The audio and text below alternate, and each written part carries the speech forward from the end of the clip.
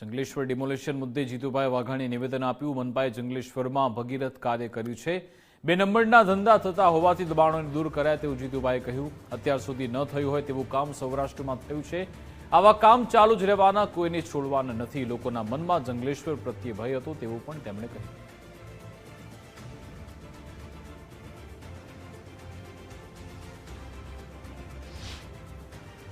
હું કોર્પોરેશનની ટીમને, મેયરશ્રીને, ધારાસભ્યશ્રીને, અમારા સાંસદશ્રીને, કમિશનરશ્રીને અને ટીમને અભિનંદન આપું છું.